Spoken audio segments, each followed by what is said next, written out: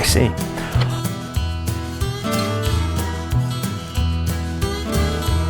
Hey, what's up? It's me, Gazbot, and it's time for another Gazbot's KYLO Red Lightsaber! Force Effects Black Series KYLO Red Lightsaber! Yeah!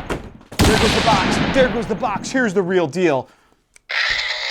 Ah, the dark side! I'm going to show you again later when you can see the light better, but this is fantastic. This is the Force Effects lightsaber. It's been called, it used to be called the Signature Series. It was put out by Master Replicas, then Hasbro bought it.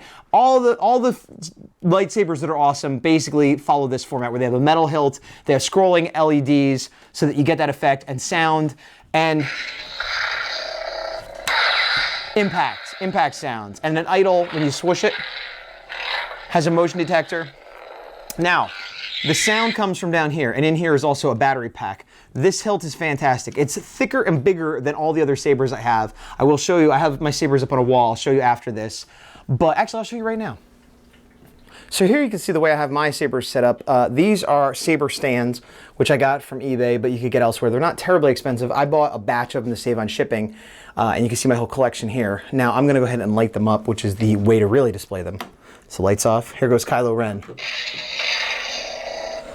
Here goes Obi-Wan Kenobi. Here goes Luke Skywalker from Return of the Jedi. This is Anakin Skywalker. This is Mace Windu. This is A New Hope Luke or Finn and Rey from Force Awakens. And here is Darth Maul from Phantom Menace. And then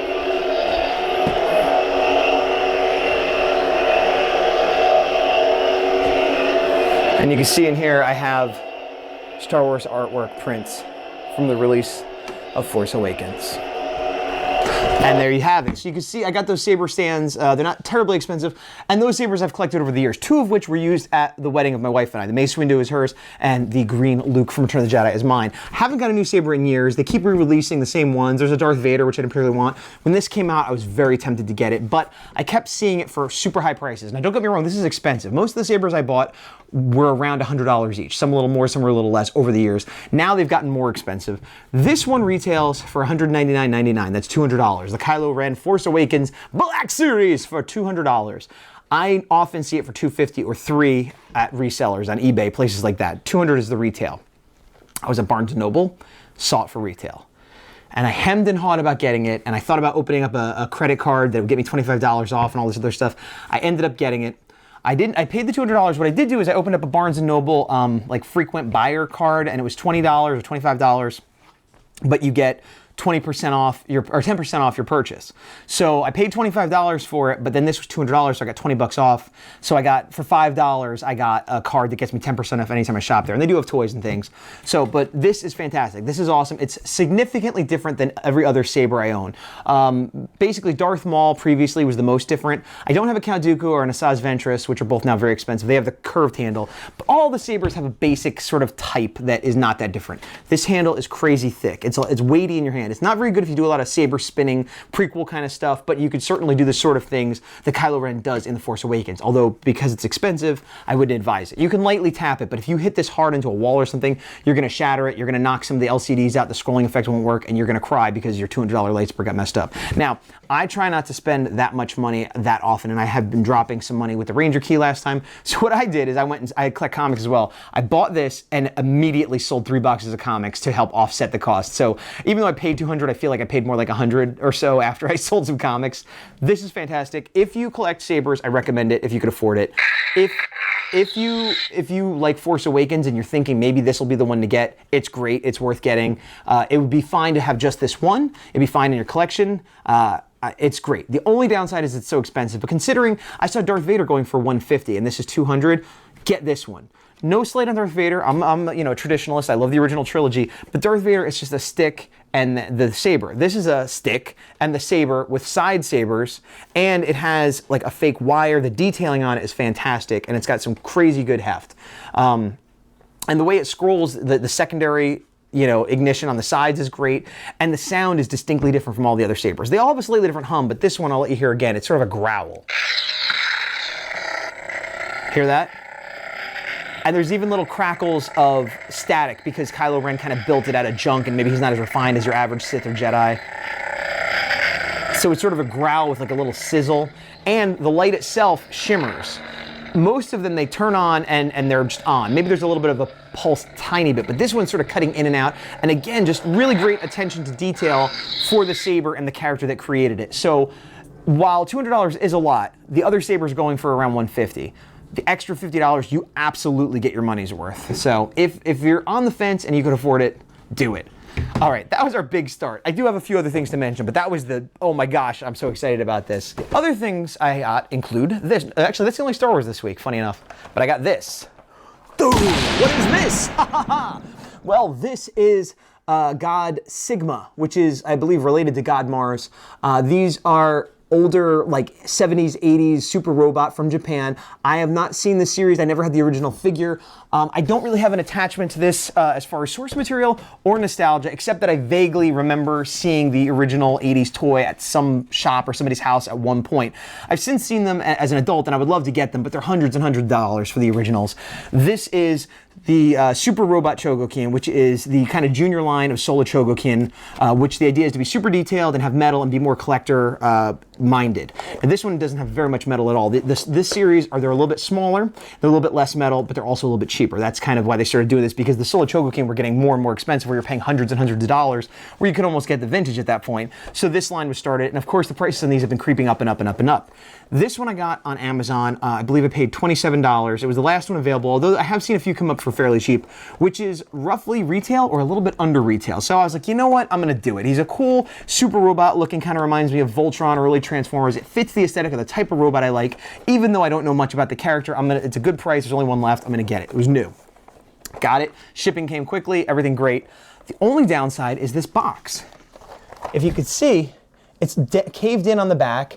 It's all dented. Now, I had gotten the SPD Ranger, and it was clearly open. And this, I'm not sure if it was open and used. It even says new, but there's a sticker on the box, which, you know, defaces the value and stuff. So just like with the SPD/Deca Ranger I got, I contacted them. I said, look, the figure's fine. I got here in enough time. I want to keep it, but the package is beat up. It's not what I would consider new. This is, you know, shelf wear. It's beyond shelf wear. It looks like somebody had been stepping on it. The figure itself is gorgeous and comes with some nice accessories and clicky joints, and I really don't regret getting it, but I don't think I should have paid the new price for the smashed up box. So they gave me $5 back, which means I got this for something like $23, which is a great deal. Now, if I was the type of person that likes to keep things mint condition, likes to keep things in the box, I would just be unhappy and want a refund. But since I open my toys anyway, I'm happy enough to take $5 off for a beat up box. You know, given the option, I'd almost prefer that. And that doesn't mean I was trying to take advantage, because I don't think I should have paid full price for a beat up box. I just happen to be the rare collector that prefers to have a beat up box for less money. So that was pretty good. And I've gotten a bunch of beat up boxes for gifts from people as gifts. And I always assumed that they had paid used prices or got it secondhand, and that's fine. I'm happy with that. But it makes me think now, that are people buying things for me off of Amazon or elsewhere that are being sold as new and come with a smashed up box? And I'm going to start following up on that, because because twice now I followed up and I've gotten a partial refund.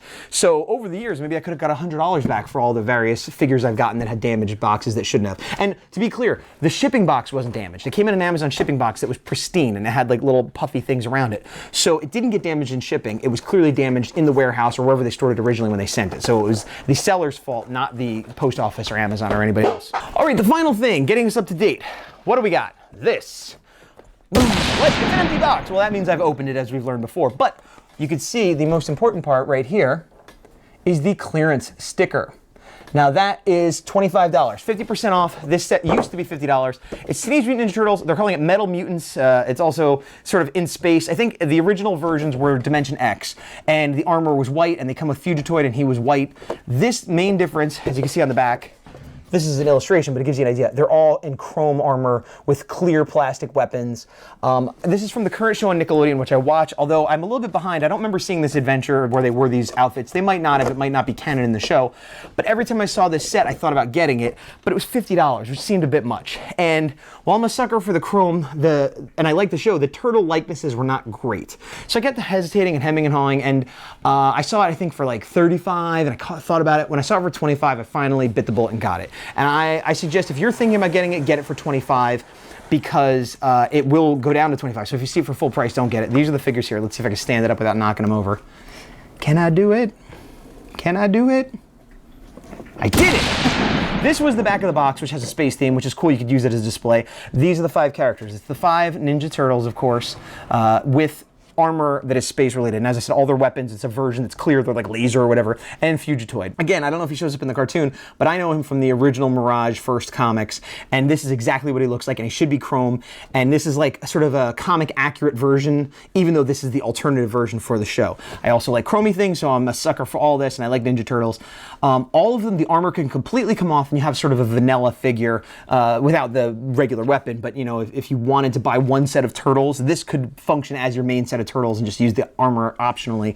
The little bubbles lift up off their faces. They look really good. It's a really nice looking set, but they're not crazy posable. When you move them around, some of the armor falls off the arm. It's hard to keep some of the weapons in their hands. So it's really worth $25. It's absolutely worth $25. $5 of figures, yes. $50, $10 a figure, not so much. I'm very happy I got it for the price I did. I would not have paid more. And I also think it's one of those sets that's kind of better for a collector than a kid, because as a kid, they're gonna be playing with it and they'll have a hard time holding the weapons and the things fall off. That could be frustrating as a kid. As an adult, I don't mind spending 5 minutes getting it into a pose, putting it on a shelf and never touching it again. And like I said, the Fugitoid in the middle here really makes the set worthwhile, that even if I had to get rid of the others for space or money or whatever, I'd keep him in my collection just to have that representation of this character that is quite similar to the original comics version, which is my favorite version.